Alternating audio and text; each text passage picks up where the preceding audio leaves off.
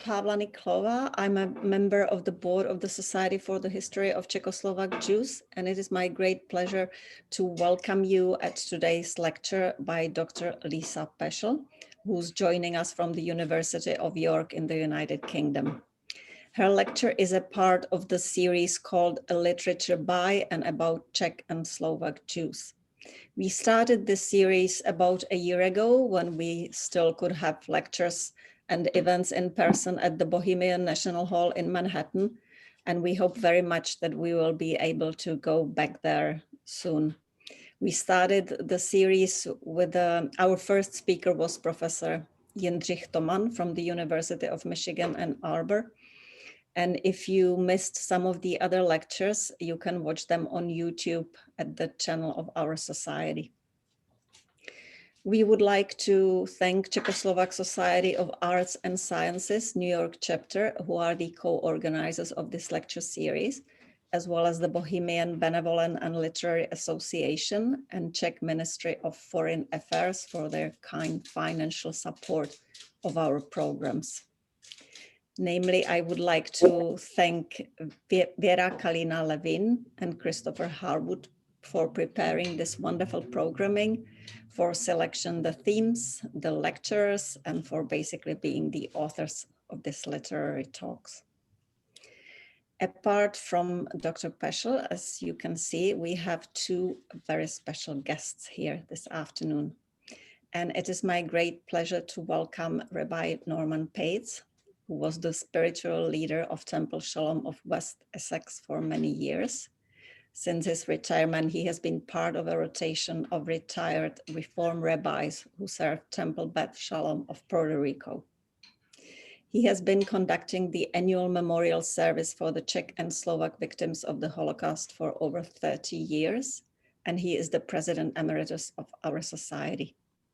This afternoon, he has a special task to introduce our lecture. Thank you, Norman. Thank you, Pavla. Dobrý den, dobrý večer. It is my honor, privilege, and pleasure to introduce Dr. Lisa Peschel. My wife Naomi and I met Lisa in Prague about 15 years ago. She was doing her post-Fulbright work, and we were leading a congregational tour that came to Prague, to Terezín, and to Dvor Králova. Dr. Peschel and Naomi have collaborated on Terezín subjects over the years, and she has been especially helpful in connection with Naomi's reconstruction of Karel Špenk's Poslední cyklista, the last cyclist. Dr. Peschel is the senior lecturer, and associate professor in the Department of Film, Theater, Television, and Interactive Media at York in the United Kingdom. She is also the director of postgraduate and postdoctoral research at the university. Her articles on theatrical performance in Terezín, also known as the Theresienstadt Ghetto, have appeared in journals in the United States, the United Kingdom, in Czech, German, and Israeli publications as well. Dr. Peschel is regarded as the foremost expert on the subject of theater in Terezín. She was a co-investigator on a 1.8 million English pound project called Performing the Jewish Archive that was funded by the United Kingdom Arts and Humanities Research Council. That was a 4-year project that ran from 2014 to 2018, during which time she reconstructed scripts from the ghetto for performance in the United States, in the United Kingdom, the Czech Republic, Australia, and South Africa. Her anthology of rediscovered scripts called Performing Activity, Performing Escape, Cabarets and Plays from the Terezín Theresienstadt Ghetto was published first in the Czech and German-language edition in 2008, and then in English in 2014. Her topic today is her specialty, laughter in the ghetto. The subtitle of the talk is Newly Discovered Cabaret Scripts from Terezin. But the next person who's going to speak is not Dr. Peschel. Before her we have an added special attraction. Our distinguished society member, Susanna Justman, has some words to share with us. Thank you, Norman. I met Lisa when she came to my house to interview me as part of her research. I was immensely impressed by her knowledge of Terezin history and by the warmth and respect with which she approached this very difficult subject. I should also mention that I was amazed how beautifully she spoke Czech, a language which is not easy to master by most Americans. Lisa had interviewed and came to know an incredible number of Terezin survivors in Prague and in different parts of the world. And she became highly respected and loved in the Terezin community. We appreciate her important contribution to Terezin scholarship, her many publications on theater and cabaret and the ghetto that Norman had just mentioned. And we also greatly value the performances of these materials that she has organized in quite a few countries. Over the years, I was always happy to encounter Lisa in New York or in Prague, and I'm proud to add that she's my friend.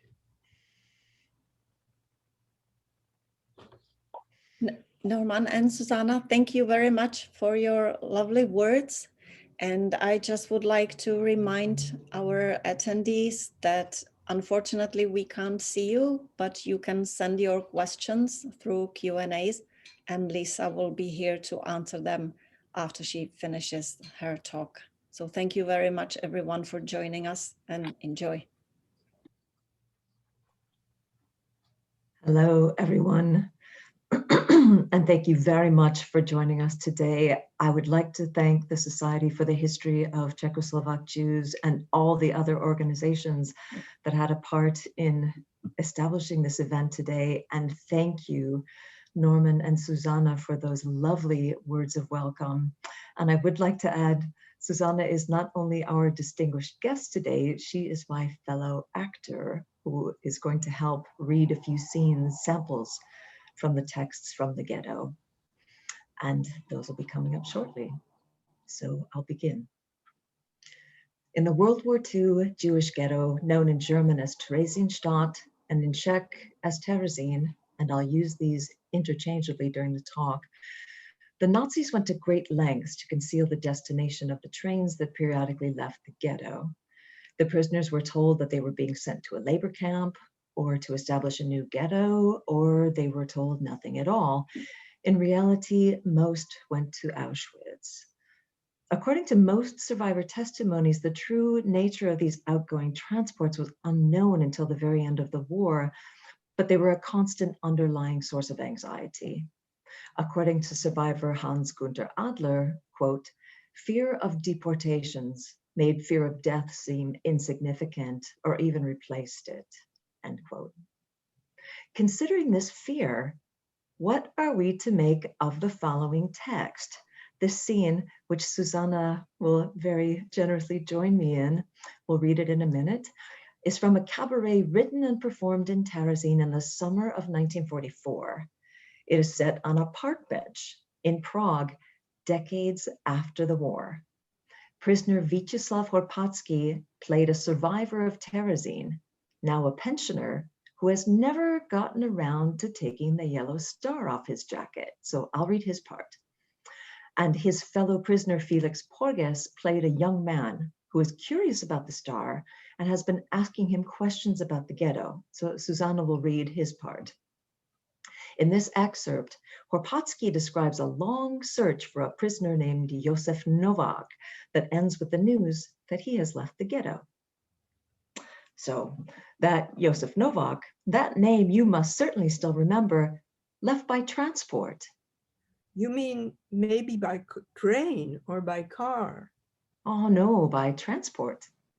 What is that for a means of transportation? Oh, transport, that was a magic word. Children there weren't afraid of the boogeyman or witches. There they simply said, a transport is going. And all, you should have seen it, how that shook each of them, how all were immediately well-behaved and obedient. It's not surprising, since only selected people were allowed to leave on such a transport. And that's the end of the brief scene. So in this darkly humorous exchange, Porges and Horpatsky minimize the threat of transports, not only by representing them as something to frighten children, but by portraying them as a reward to be earned through good behavior rather than a catastrophe to be avoided at all costs. So why did Terezín prisoners respond to an aspect of ghetto life that they found so terrifying by joking about it, in effect, trivializing it? I propose to you that humor in the ghetto was anything but trivial.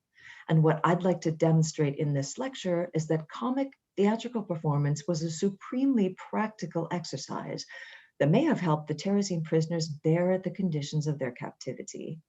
That is, while theatrical performance could not change those conditions, it could help the prisoners counteract intense feelings of fear and helplessness in a way that kept them from becoming incapacitated by anxiety and depression, and helped them stay engaged in the daily fight for life.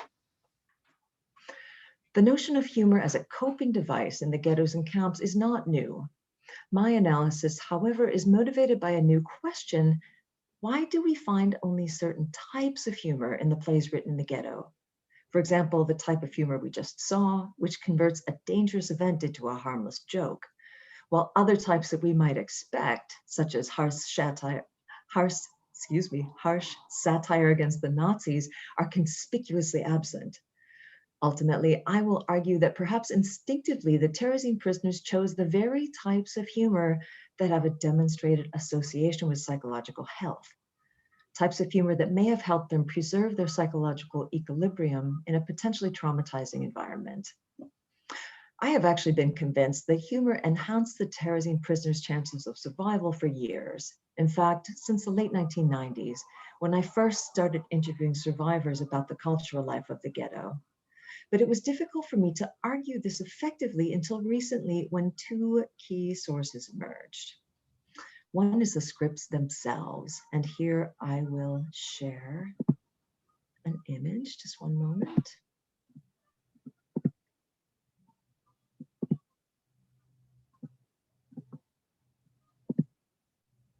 This is actually the script, the version of the script that was preserved from the ghetto itself, of the cabaret that Susanna and I just read from. So one of these two sources that came to light is the scripts themselves. So even though dozens of musical compositions and hundreds of drawings created in Terezín have been preserved, scholars thought that most of the prisoners' works for the theater had been lost.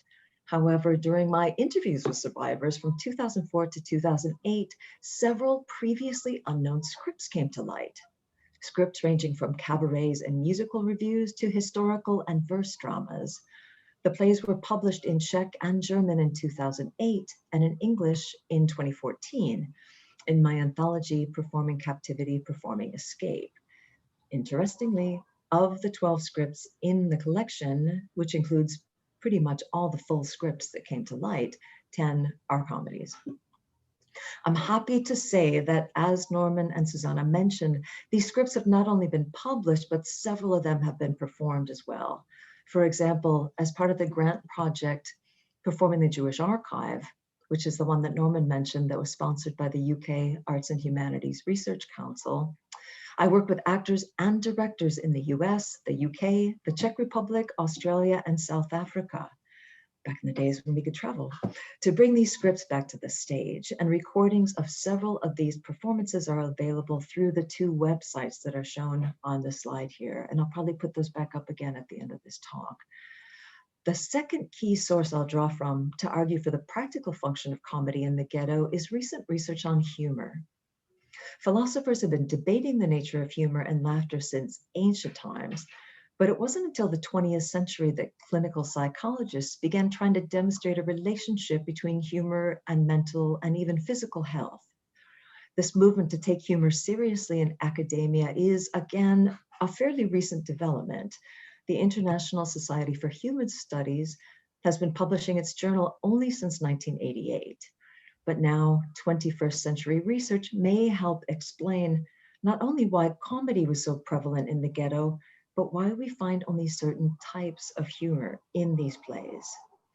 So I'll come back to humor in the plays in a moment, but first I'd like to talk about why theatrical performance was even possible in the ghetto.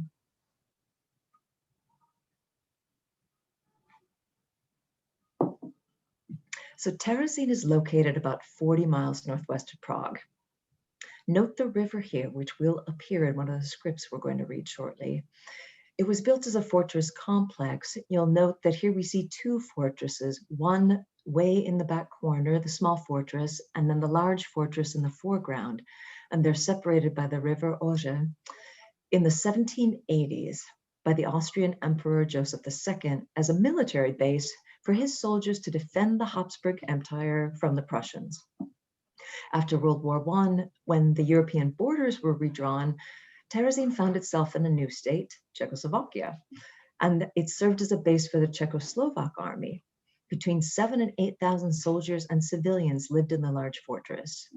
During World War II, the small fortress, the one we see in the background, served as a Gestapo prison for political dissidents, and the large fortress became an extremely overcrowded Jewish ghetto, with transports constantly arriving, constantly leaving, and a population that fluctuated between 40 and 60,000 people. And in this photograph from the ghetto, you can just barely see the railroad tracks going right down the street. So why the incoming and outgoing trains? Terezín's main function, and it did have several functions in the overall Nazi plan of extermination of the European Jews, the main function was as a transit camp, a place where the Nazis gathered European Jews from several different countries, but mainly the Central European countries of Czechoslovakia, Germany, and Austria, before sending them on to the death camps and slave labor camps in the East. In order for Terezín to function smoothly as a transit camp, the Nazis kept conditions relatively livable, and I do emphasize relative in relation to the other ghettos and camps, so that news that might leak out of the ghetto didn't make the Jews resist the transports to Terezín. They also lied about the destination of the transports leaving Terezín, so the prisoners would not resist those, but the majority went to Auschwitz. So we have two very unusual situations in Terezín. We have, again, relatively livable conditions, and we have prisoners who think they're going to survive. We must never forget that over 33,000 prisoners, mostly the elderly, died in the ghetto of hunger, disease, and despair, but there were no gas chambers in Terezín. And the young and healthy prisoners had what they thought were reasonable expectations that they would make it through the war. So in these conditions, a stunningly active cultural life sprung up, initiated by the prisoners. The first cabaret-type performances began in the barracks shortly after the ghetto was established in November 1941. Here we see a trace of what I believe was the very first performance. You can't make this out very well, but the date on it is the 6th of December, 1941. The Jewish Council of Elders, that is the so-called Jewish self-government of the ghetto, requested permission for these performances from the Nazi commandant, and permission was granted. So from these very humble beginnings, the cultural life of the ghetto expanded. And by the summer of 1944, theatrical performances were taking place in at least 18 different spaces in the ghetto, ranging from cellar rooms and attics, quite primitive performance spaces, to relatively well-equipped theatrical spaces.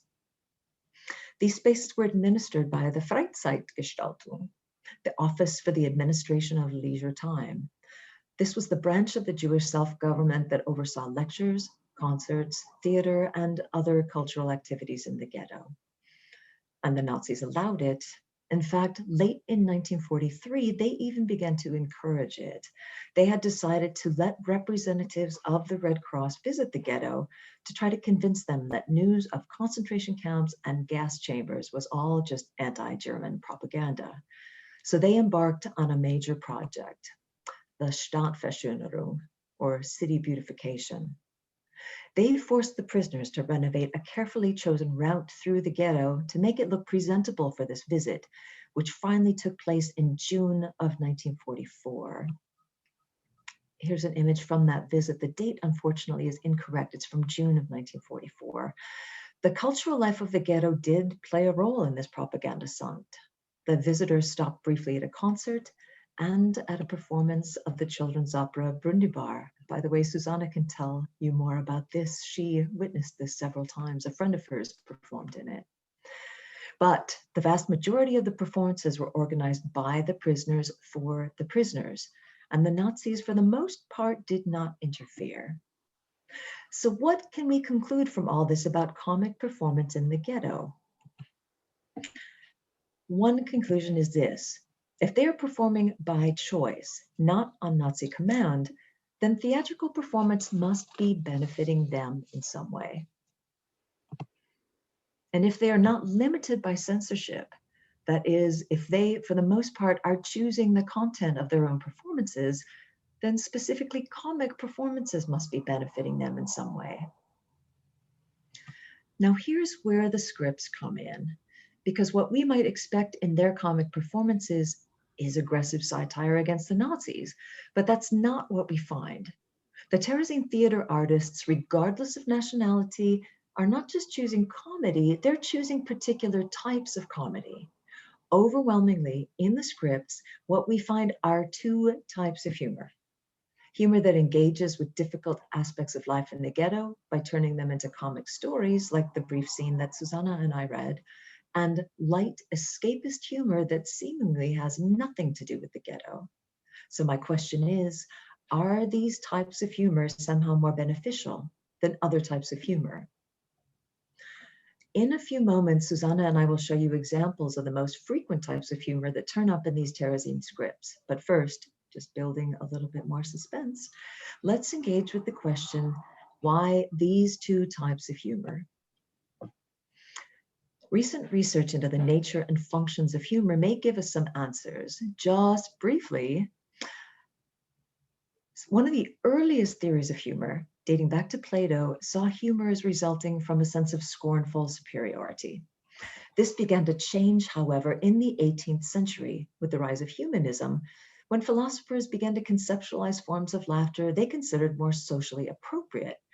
They began to use the term humor to refer to sympathetic, benevolent, and tolerant amusement at the imperfections of the world, as opposed to sources of laughter like wit, which were viewed as more sarcastic, biting, and even cruel. In the early 20th century, Sigmund Freud adopted this distinction. In his 1905 book, Jokes and Their Relation to the Unconscious, he distinguished between jokes, the comic, and humor. And he writes of jokes as a way to release repressed emotions relating to sexual desire and hostility. In a journal article published in 1928, he elaborated on his own belief that humor was a healthy defense mechanism that allowed one to maintain a detached perspective in the face of adversity, as opposed to wit or joking, which released unacceptable aggressive impulses. As he wrote, humor has something liberating about it. The ego refuses to be distressed by the provocations of reality, to let itself be compelled to suffer. It insists that it cannot be affected by the traumas of the external world. It shows, in fact, that such traumas are no more than occasions for it to gain pleasure, end quote. Over the course of the 20th century, however, sociologists and psychologists began to ignore these distinctions, and humor became a broad umbrella term for all laughter-related phenomena. Clinical psychologist Rod A. Martin claims that the effect this had on humor research was that it led to inconsistent findings on the relationship between humor and health because there was no distinction made between healthy and unhealthy forms of humor. Therefore, in 2003, he and his colleagues proposed a scale called the Humor Styles Questionnaire that measured 4 different types of humor: 2 potentially adaptive types, which they call self-enhancing and affiliative humor, and 2 potentially maladaptive types, aggressive and self-defeating humor. What he and other researchers have found by applying this scale is that the 2 measures of healthy styles of humor tend to correspond with indicators of psychological health, such as self-esteem, positive emotions, social support, the kind of psychological health that would have helped prisoners bear the intense pressures of life in the ghetto. The 2 measures of unhealthy humor, on the other hand, correlated with measures of poor psychological functioning, including depression, anxiety, and hostility, characteristics that would not have helped them stay engaged in the fight for life. In 2011, Andrea Sampson and James Gross of Stanford University argued not just for correlation, but for a possible cause and effect relationship, that these healthy forms of humor described by Martin help people cope with extraordinary stressors by enabling them to regulate their own potentially overwhelming negative emotions. So what I'm proposing is that the Terezín prisoners intuitively grasped that some types of humor helped them cope with life in the ghetto, and other types of humor did not. And that's why we see a tremendous amount of affiliative and self-enhancing humor, a few examples of aggressive humor, and virtually no self-denigrating humor. And this is true of plays by all the different national groups in the ghetto. So finally, let's take a look at the humor in these scripts and how it maps onto the 4 categories that Martin and his colleagues have defined. Susanna and I will perform brief excerpts from scripts by 5 authors. And before I close the PowerPoint, I'd just like to introduce them briefly. 2 of the works that we'll read from, Laugh With Us and The Radio Show, are by Vyacheslav Horpatsky and Felix Porges. And this is a poster preserved from the ghetto for their cabaret, Laugh With Us. And I would like to thank the sons of Felix Porges, Zdeněk Prokeš, Miroslav Prokeš, and Jan Prokeš, for their fantastic help in performing these plays and actually for sharing the script with me in the first place. Vyacheslav Horpatsky unfortunately perished during the Holocaust. Another artist that we'll hear from is Hans Hofer, original name Hanush Schulhoff, who selected the stage name Hans Hofer. We'll hear for his piece, The Cow, a Terezín parody of a Viennese song. And I would like to thank Margaret Warden, who is the niece of Liesl Hofer, Hans's wife, for her generous help in researching their history, and to her children who own the rights to these pieces for their generous permission. There's one thing I just want to show you because I don't want to interrupt when we read The Cow. There's a mention of something called a Wagon Colonel. And this is a team of men who transported goods and people in the ghetto by pulling them on traditional, formerly horse-drawn Jewish funeral wagons, of which there were several in the ghetto. And you see these pop up again and again in drawings from the ghetto.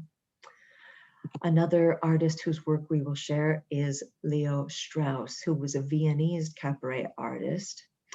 And we will also hear from the Purimspiel by Walter Freud, who is a bilingual Zionist from Brno. And I will now turn the PowerPoint off. All right, so self-enhancing humor. One positive type of humor Martin describes is self-enhancing humor, which he defines as a tendency to be amused by the incongruities of life, to maintain a humorous perspective, even in the face of adversity, and to use humor in coping by reevaluating a potentially stressful event. The most common type of reevaluation through humor that we find in the scripts is the transformation of dangerous events in the ghetto into comedy. We've already seen one example in Porges and Horpatsky's dialogue about the transports. As you recall, first the authors minimize the threat of transports by portraying them as something to scare children. Then in the final reversal, they make inclusion and the transports a reward that the children appeal for. Jokes about the transports are actually quite rare in these scripts. We do find jokes about another constant threat, however, in practically all of them, hunger. Here's an example from a script written in the style of a radio broadcast. So this is performed in December 1942 by a collective apparently organized by Porges and Horpatsky. One segment of the broadcast by an unknown author is a, quote, children's story, unquote, clearly inspired by Snow White and the Seven Dwarfs. In this story, the Terezín prisoners are represented as a society of dwarfs who must organize life in a new city. The leader of the dwarfs is named Amethyst. Yes, the gemstone Amethyst. Most likely a play on the name of the Jewish elder of the ghetto, Jacob Edelstein, whose name literally means precious stone. Here's how the author describes food distribution in the dwarf's new home. And this is just a brief monologue from me. Amethyst also decreed that meals would be prepared for everyone, so the little dwarfs would not have any extra work to do with the cooking. So tiny little cakes and pastries were baked, tiny little dumplings, and sometimes even tiny little pieces of meat. All the food was prepared in such a way so it would not make anyone sick from overeating. You know, dear children, dwarfs have little tiny stomachs, so it was enough for them, and everyone was happy. Okay, that's the end of that bit. So with this joke, the author, as Freud suggests, refuses to be distressed by the provocations of reality. Instead, the hunger that he and his audience share is transformed into a source of shared laughter. One of the many provocations of reality that did distress the prisoners was the fact that some of their hunger may have been caused not by the Nazis, but by their fellow prisoners. The Jewish cooks in the communal kitchens smuggled extra food out for themselves and their families. Although it is not certain how much this pilfering actually affected overall food distribution, the scripts are full of jokes about it. One Terezín cabaret artist, Hans Hofer, created a narrative that turned this frustration into wry comedy by setting the following lyrics to a popular Viennese cabaret melody. And the cabaret song is Von was leben die Leute. It was written in 1931. So this translation of the lyrics, of Hofer's lyrics, is by Cheryl Coons. Thank you, Cheryl.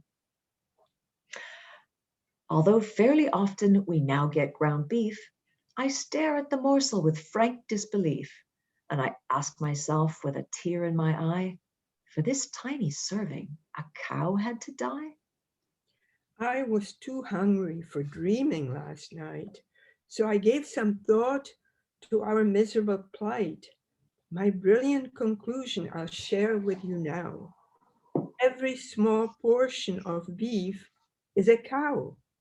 And if you're wondering how this could be true, with this little song, I'll explain it to you.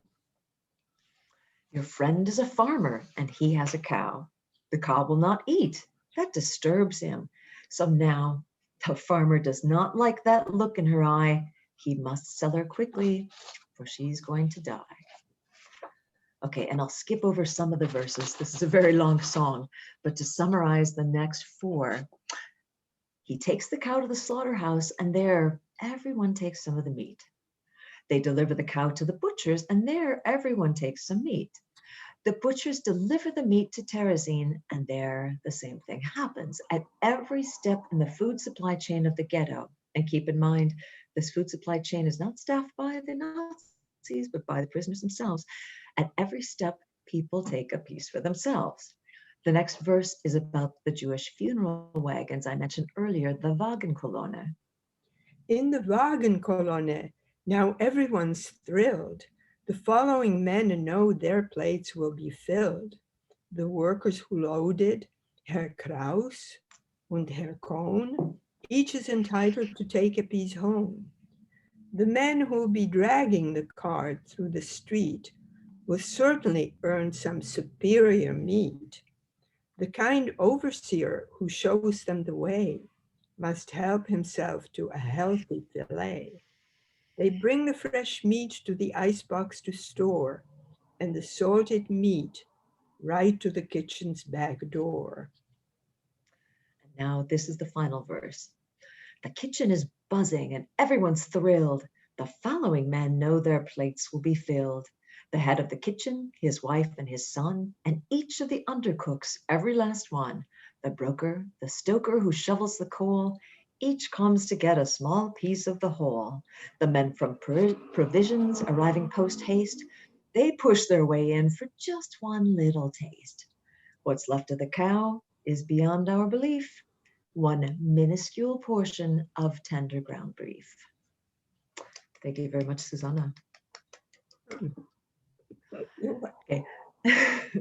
Now, one thing that interests me about this song is that Hofer describes the situation with wry humor, rather than biting, critical, satirical wit, in a way that acknowledges the problem but doesn't potentially divide the community of prisoners.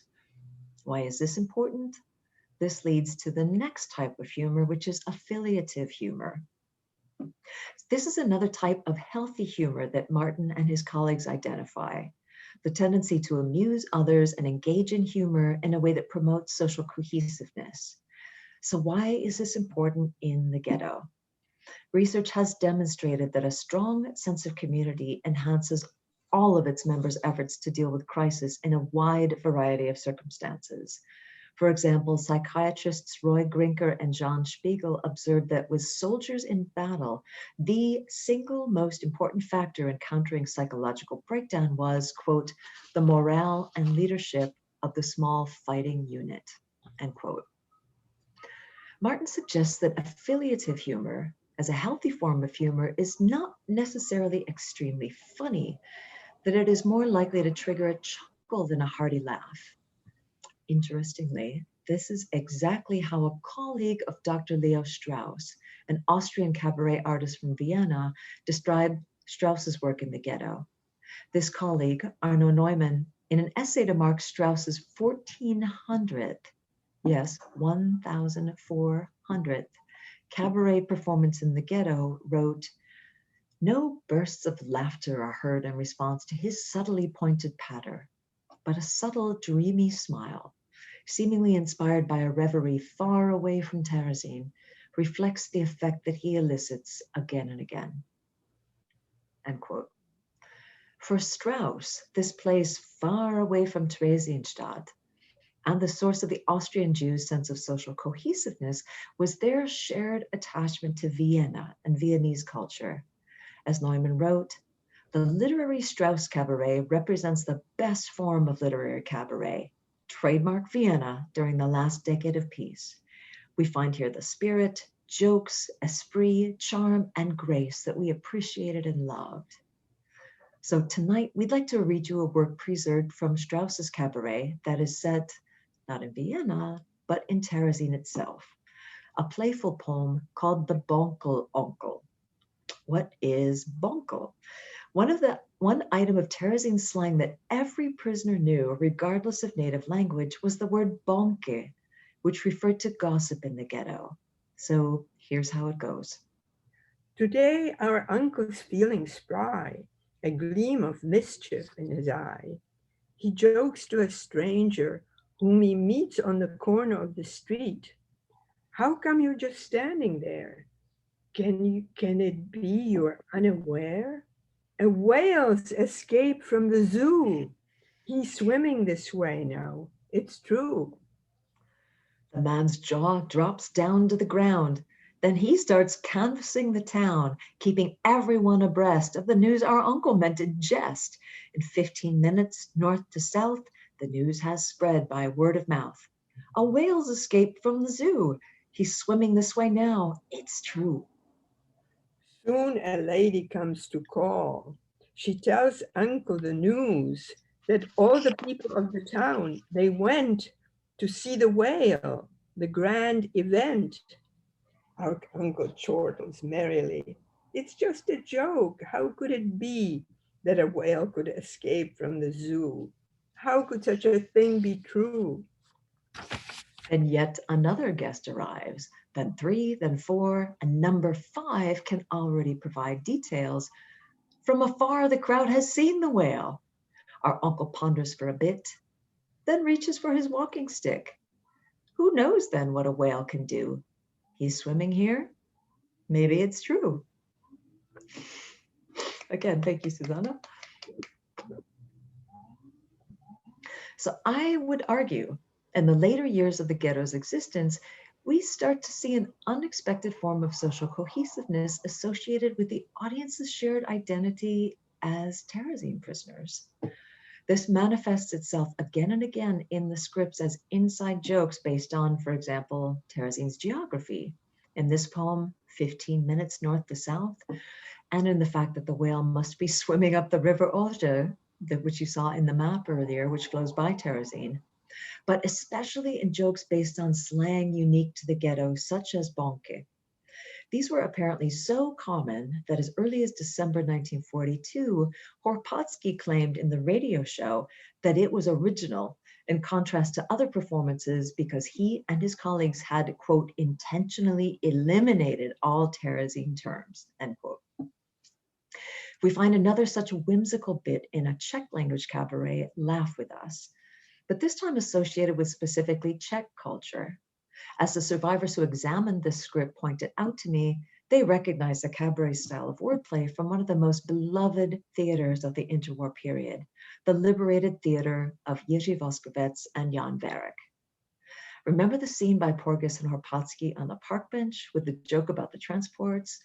Well, at the end of the scene, as the park is closing, we find out that their characters' names are Vikutalane and Nevečežel, which I've translated as Mr. Wiley and Mr. Hungry. So let's get going. Please allow me to introduce myself. I'm Wiley. Pleased to meet you. I'm hungry. Me too. Let's go somewhere for dinner. I already ate, but I'm hungry. Well, if I haven't eaten either, well, let's go. But you don't understand me. I'm full. So are you full or hungry? I'm full and I'm hungry. Listen, it seems to me you would have fit right in that madhouse. Again, thank you. So that madhouse refers, of course, to Terezín, which Mr. Wiley has been reminiscing about all along. So with this brief bit of comic wordplay, the performers promote cohesiveness by reminding their Terezín audience of something they share, memories of their beloved liberated theater, while at the same time projecting themselves into the hoped-for future in which Terezín will be remembered simply as that madhouse. Affiliative humor could, of course, draw on any source of identification, including specifically Jewish identity. One of just a handful of authors dealing with specifically Jewish themes in the Terezín theater was Walter Freud, whose photo we saw earlier, a bilingual Zionist from the Czech city of Brno, near the Austrian border. He wrote plays in both Czech and German, but the only script written by him that has so far come to light is a German language Purimspiel or Purim play, and I showed the poster for this earlier. Such comic works are traditionally performed on the Jewish holiday of Purim to celebrate the victory of the Jews over their enemies, as described in the biblical book of Esther. The performers in this Terezín Purimspiel were a group of teenagers who all lived together in the Zionist youth home in Terezín, but most of whom came from German-speaking families. In one scene from Freud's Purimspiel, two young Zionists in the ghetto discuss a third who they think is perhaps a bit overzealous. Here they quote, talking about him, for example, yesterday at the rabbi's meeting, he proposed that the sentence in the Haggadah, next year in Jerusalem, should be changed for propaganda reasons to next week in Jerusalem. This brief joke depends on recognition of three aspects of Jewish culture. The first is knowledge of the Haggadah, the traditional text read at the Passover Seder, commemorating the liberation of the Jews from slavery in Egypt. The second is knowledge of the goals of political Zionism, to establish a Jewish state in the Holy Land. The third is a form of knowledge that I have made invisible in this translation, but would have been obvious in performance of the original text. In the original script, the two quoted phrases are in Hebrew. Thus, the laughter that Freud's spectators might have shared at this performance also included the shared recognition of their common affiliation with various aspects of Jewish culture, a potentially very powerful source of a subjective sense of social cohesion. I'll talk about a third type of humor now, aggressive humor. Occasionally, a Terezín play will slip into aggressive humor with more pointed mockery or even a veiled threat against Hitler himself. In the following passage from this Purumspiel, a character called the director explains that the extras on stage are playing the people of Shushan, the walled city where the events in the Book of Esther take place. But as the passage continues, it becomes increasingly clear that Shushan is an allegory for Terezín, and the biblical villain Haman is a stand-in for Hitler. And all the rest whom you see here, they play the folk of Shushan. The outcome of the tale's not clear for those who live in Shushan. Yes, every man is in suspense inside the fortress Shushan. He can't know how the story ends. He feels so small in Shushan. But in his tales, he's twice his size, the little man in Shushan. Though without omens, without signs, the hopeful folk of Shushan believe Haman will get the news. Then, oh, what joy in Shushan. Sometimes they're in a foul mood, the rabble's roused in Shushan. But what's to tell? We know them well, the miserable folk of Shushan. All right, thank you again. Okay. Walter Freud includes some mildly self-deprecating humor directed against his own community in this passage. For example, the line, "In his tales, he's twice his size," most likely refers to a phenomenon described in survivor testimony that some prisoners tended to exaggerate the importance of their pre-war positions in order to gain status in the ghetto. Freud also describes the folk of Shushan in sometimes less than flattering terms, although the text also implies a degree of acceptance of, as well as good-humored resignation to, their less than ideal character. Can the veiled reference to Hitler as Haman be considered aggressive? Because the Book of Esther features Haman's execution, the hope that Haman will get the news could be interpreted as simple adherence to the traditional narrative rather than as aggression. Yet, the question is worth exploring. What are we to make of this possibly unhealthy manifestation of humor, as Martin has categorized them? Interestingly, there is a body of literature that suggests humor directed against an aggressor can be helpful for groups in extreme circumstances, and some studies specifically mention prisoners of war, a population that can, in some ways, be considered analogous to the Terezín prisoners. Further studies might show whether aggressive humor in desperate situations might actually be adaptive. In any case, aggressive humor is quite rare in the ghetto, but it is certainly not non-existent. There is one type of maladaptive humor, however, that I argue we truly do not see in Terezín, which is self-defeating humor. Martin describes this type of humor as excessively self-disparaging. Interestingly, in Martin's description of this category, he refers to psychologists who claim that well-adjusted individuals are characterized by a particular style of humor that is, quote, self-deprecating while remaining self-accepting, which seems kind of paradoxical, but this suggests that it can be used in a healthy way. The examples of potentially self-deprecating humor in the plays, such as those I mentioned in the Purumspiel, appear to fall into this category. And I can say honestly, I have found no examples of truly self-disparaging humor in the plays that have so far come to light. I suggest that the reason for that lack is quite straightforward. The prisoners' daily lives were filled with constant reminders of their Nazi-imposed status as racially inferior beings. They had no need to turn this disparagement against themselves in their theatrical performances. So to conclude, as we know, the hope of the folk of Shushan was eventually fulfilled. Haman did get the news. Hitler killed himself in his bunker in Berlin on the 30th of April, 1945. However, by that time, there was not much joy in Shushan. In September of 1944, mass transports from Terezín began that sent over 18,000 people, including most of the active members of the cultural life of the ghetto, to Auschwitz, and the vast majority to their deaths. Those left behind in Terezín, approximately 11,000 people, mostly women, children, and the elderly, struggled to keep the ghetto running.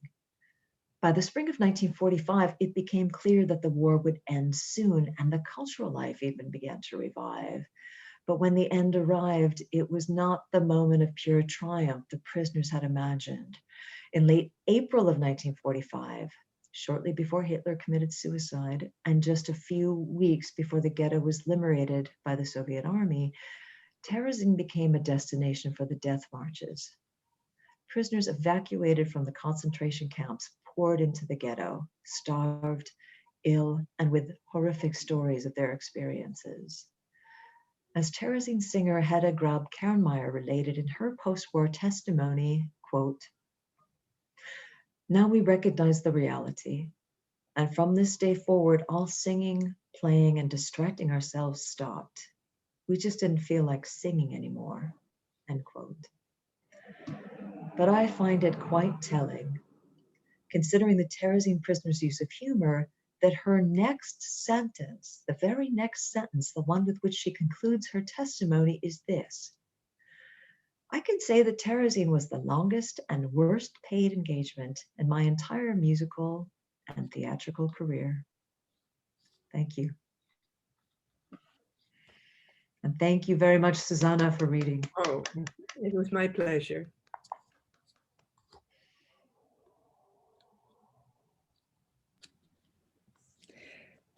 Lisa, thank you very much. I hope you see some people have sent their questions. If you open Q&A at the bottom. Should I start from the top? Do they come in order? Right. I think so, yes. All right.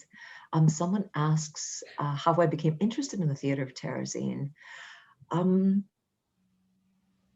What a long story. I don't have any family connection. I taught English in the town of Tabor in 1992, 1993. And during that year, I went to Prague a few times, and I went to the Jewish Quarter as a tourist. And in one of my first visits, I saw the children's drawings. And, I was quite touched by those. But I have to say, I wasn't too surprised, because I thought, well, there must have been, people must have been seeking some way to keep the children entertained. But later that year, I was in Prague again, and someone handed me a flyer for a CD of music that was composed in the ghetto. And that's when it really took my notice, because I thought, wait, if the adults were engaged in the cultural life of this place, what kind of place was this as a World War II Jewish ghetto? And from there, I just continued to research it. I must say, after a 5-year break, this stayed in the back of my mind for 5 years until I decided to go back and get a master's degree in playwriting. And I thought, this is something I would like to research and write about. And I spent the next 3 years researching Terezin to write a play about it, and I've continued ever since. Okay, next question. Someone asked, how did scripts come to light? Had survivors taken them home? Were some found in storage in Theresienstadt? It was such a thrill when these things began to come to light, because really nobody knew that they had been saved. Some of the cabaret songs and short sketches had been preserved, but nobody knew that full scripts were still out there. In some cases, the survivors did take them home. As I mentioned, 11,000 people were in the ghetto after these mass transports in the autumn, and some of them had written texts that they saved. Others, friends had entrusted texts to them, which they saved. So that most of them that I have, they somehow came to light because someone who was in the ghetto until the very end had kept them. For example, in the case of Felix Porges and Vyacheslav Horpatsky, Felix Porges remained in the ghetto until the very end. He gave his scripts to his sons, who then shared them with me.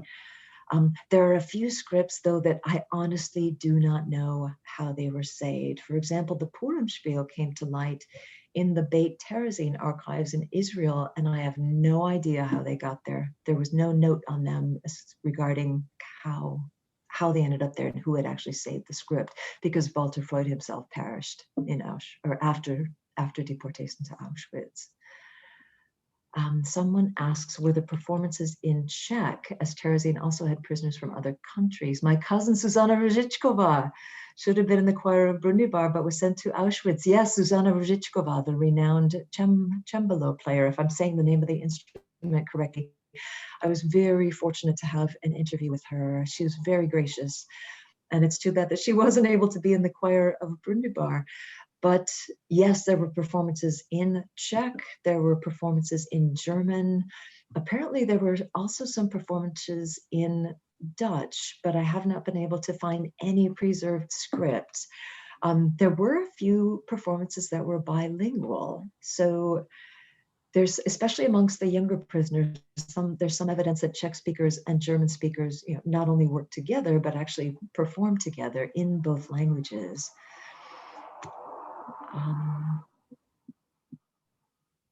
Another note from Milena Grenfell-Baines saying, Zuzana Růžičková should have left with me on the Winton train, so that's how you were saved, but begged her parents not to send her away.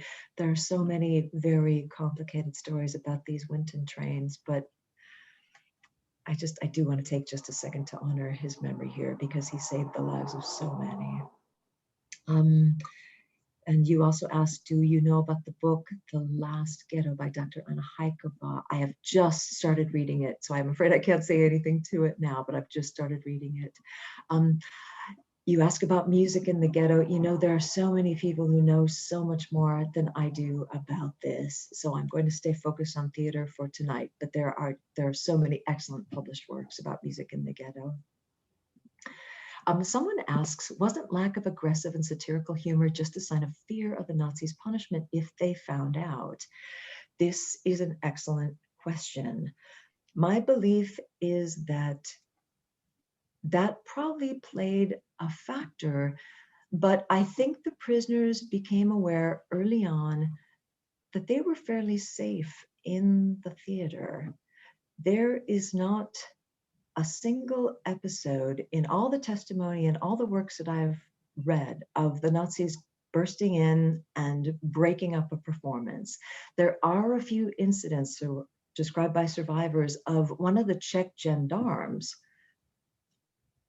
and these were former members of the Czech military who guarded the perimeter of the ghetto, and some of them were bilingual or German speaking, that a Czech gendarme would come into a performance and the prisoners, not certain, is this a friend or a foe, would quickly change any lines that they thought were even kind of metaphorically risky, but then, the gendarme would get bored and leave.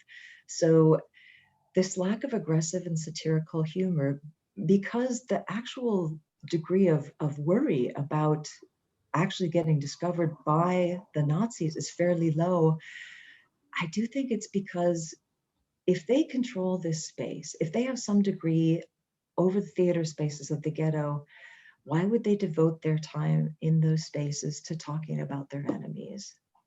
What they devote most of their time to is talking about their own community.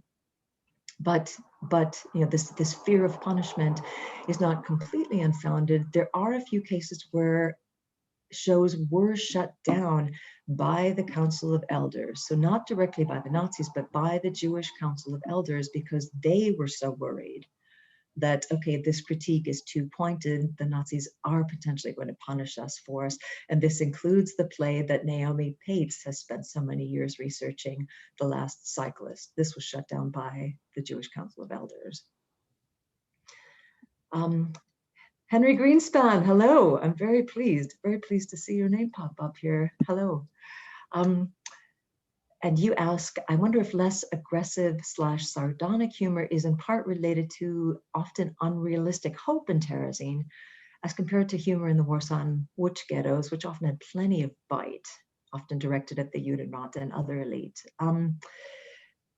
This is a really good question. It may just be due to these the different conditions, because each ghetto, as I'm sure you are very much familiar with, each ghetto has its own culture.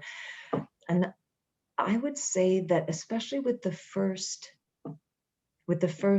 Judenältester, with Jacob Edelstein, that the prisoners, and especially the Czech prisoners, had a lot of faith that he really was doing his best to try to protect them from the worst of Nazi excesses. So there's certainly comedy about the Jewish leaders, but in the scripts that have come to light, it's not biting. So yes, this is an interesting difference from other ghettos. What other languages? Yeah, mainly Czech and German. There's one poster. People often ask me, is the long tradition of Yiddish theater represented in the ghetto? And the answer is very minimally, if at all. There's an amazing collection of souvenir posters that were created in the ghetto and were preserved by one of the ghetto administrators who helped determine where people would perform in the ghetto. And there is a poster for a couple of traditional Yiddish works. Tevye the Milkman and In Mittenweg are the titles on the poster, but we don't know if they we don't know if they were performed in Yiddish or in German, since these populations, Czech Jews, German Jews, Austrian Jews, the degree to which Yiddish was spoken is not as high as in other areas, and Jews from other countries. Okay, I'll go on to another question. In the anthology, you list the women's cabaret fashion show. I'll talk about that in a second. Okay. I heard a program on Ravensbrück and similar use of humor by women that included fashion show and lifestyle and looks satire. Could you talk a bit about this women's humor? Oh my, okay. This is a remarkable piece that was not written in Terezín, but was co-written by women who were in Flossenburg, who were in a labor camp.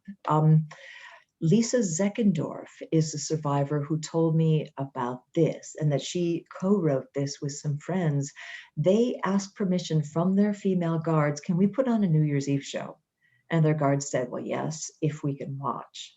So they did have to be a bit careful about their humor and satire. But there's a hilarious dark bit about fashion, hairstyle, and diet in the ghetto. And it's so dark, it's amazing. She's talking about, shaved skulls being the latest fashion, and dieting. Those who can get down to 40 kilograms are in the height of fashion. It's amazing. And she narrated this sketch to me over lunch. Her cousin, Peter Brode, thank you, Peter, introduced us. And she kept saying, as she narrated it, I remember this as if it were yesterday. I remember this as if it were yesterday. Recited the whole thing and then sent it to me by email shortly thereafter. So, may I interject something about diet? Yes, please do. Well, I was 12 when I came to Terezín. And I sometimes listened to the older girls and women talking.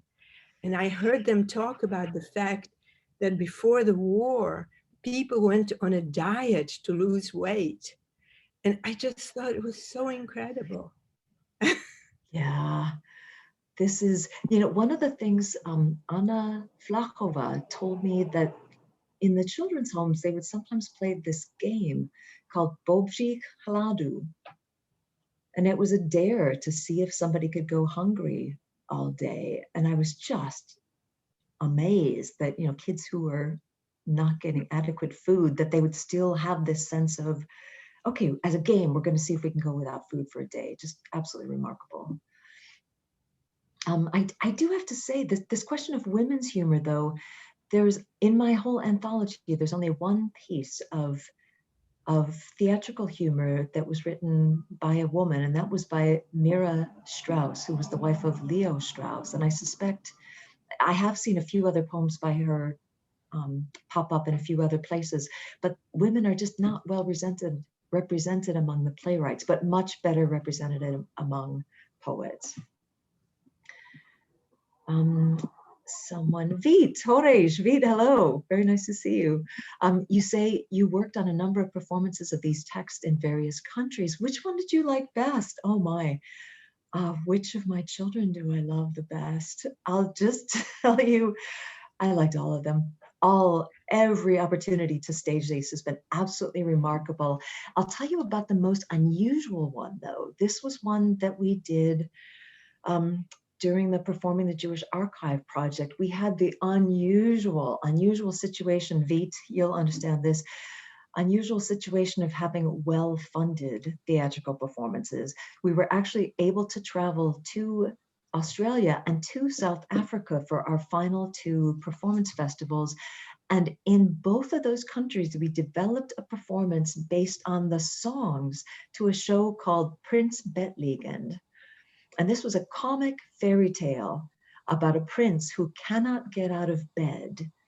And it's clearly an allegory for corruption in Terezín, because this word Bettliegend was a word describing a medical designation. If you were designated Bettliegen in the ghetto, you were confined to the clinic and to bed rest, and you received extra rations to help you recover.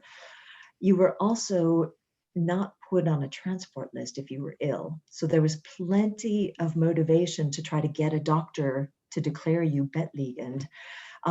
This play, it did not survive in its entirety. We don't have the text of the play, but we have the songs. All the lyrics were preserved. They were set to melodies by Jaroslav Ježek, who was the composer for the Liberated Theater of Voskovec and Verek. So several survivors actually remembered these lyrics and wrote them down after the war. So we first worked with a team from the University of Sydney, and the director there, Ian Maxwell, recruited actors from Sydney's alternative theater scene. And I want to shout out here to my colleague Joseph Toltz in Sydney for helping produce this festival and organize all of this. So they devised, I created a plot outline, pretty much following the plot I just described to you, and then they improvised the rest of it. And so we created a script from their improvisations, which was phenomenal. And what emerged, because most of the actors were in their late 50s or 60s, but the person playing the prince was much younger, what emerged was a story of how the older prisoners protected the young people in Terezín, which is absolutely historically true. Then we took what we had developed in Australia and took it to South Africa, and there it was staged by a multiracial cast led by director Imelda Brand at Stellenbosch University.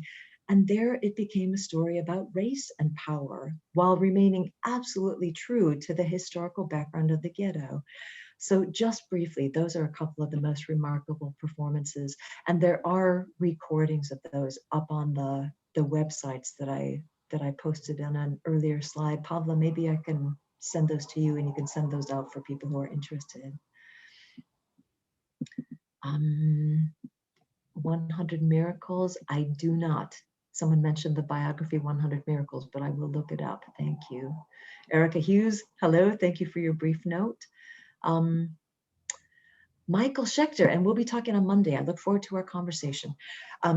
He asks, Victor Ullmann's opera Kaiser von Atlantis, which I believe was broken up during the rehearsal process by the Nazis. All right, there are other musicologists who are much more experts in this. And so I'm going to answer really hesitantly.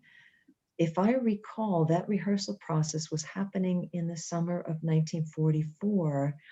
It was taking place right about when these mass transports to Auschwitz began. So there's a question about whether the rehearsal process was actually shut down by the Nazis or whether it happened because these transports began and people were leaving too rapidly to be replaced. But again, there are other people who know much, much more about this than I do. So I will not try to answer this definitively. From Milena Grenfeld-Baines, thank you. Do you know Pamela Howard, the scenographer, has produced design costumes? I'm afraid I do not know Pamela's work, but I'm assuming we can save these questions so I can look into some of these things that people have brought up. do we have more time? Can I answer a few more? Okay. I have a question. Yes, a question from somebody who's researching pianist Bernard Koff. I'll get in touch with you separately about that. Oh, Miroslav Prokesh, hello, hello, hello.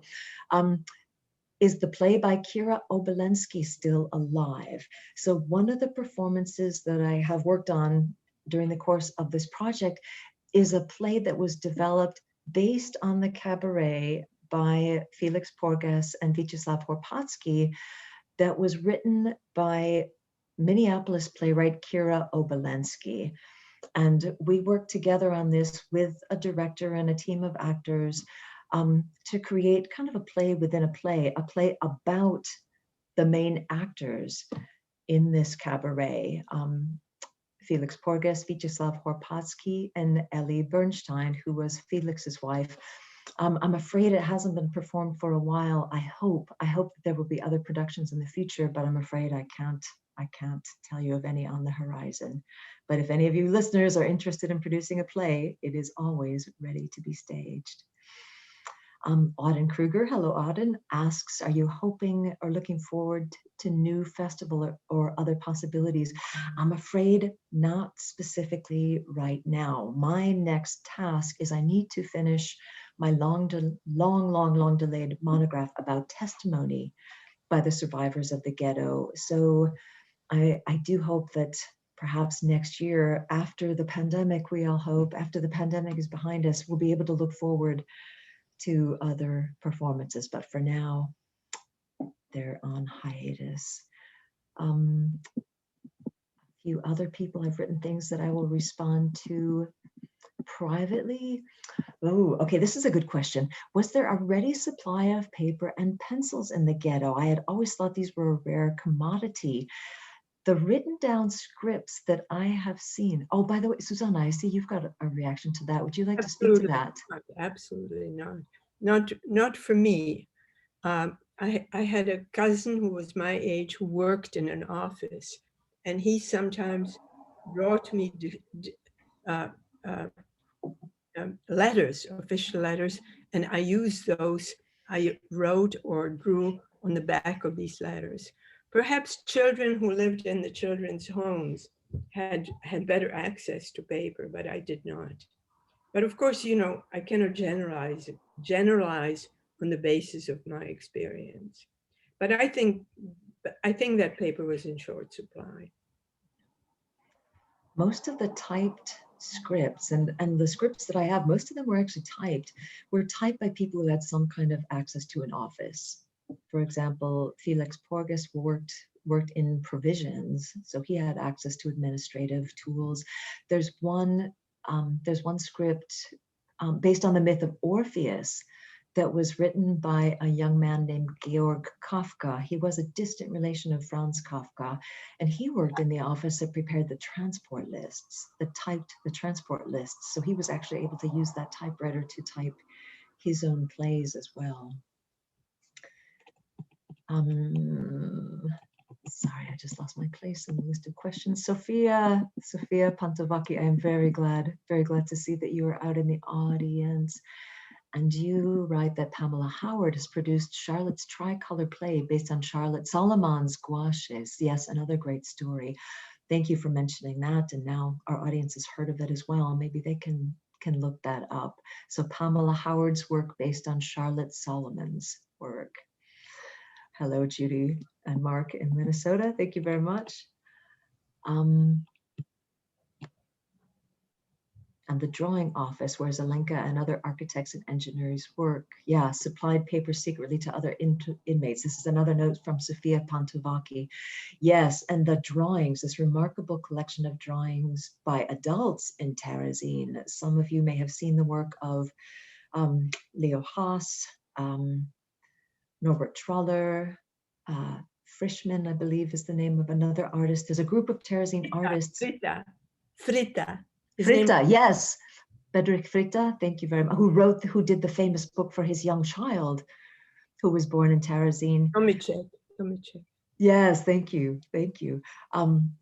they worked in an architectural office, in a design office, doing drawings in part for the Nazis, and therefore yeah, they had access to may I supplies. also mention Charlotta Boreshova, who did a lot of portraits.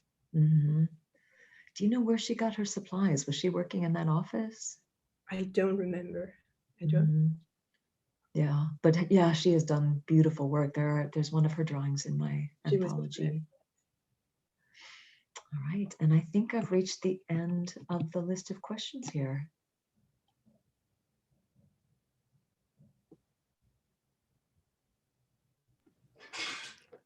Lisa, thank you so much for spending your afternoon, your evening with all of us. And this was an incredible talk. And thank you for sharing so much about the importance of art and Terezin. It's such a unique and unbelievable collection of stories and of works that were either produced or were created there, and about courage and humanity of their authors. So we are really grateful for your work, for your research, for your book, and for your wonderful talk that you gave to our audience this afternoon. Thank you also very much, Susanna and Norman, for joining us.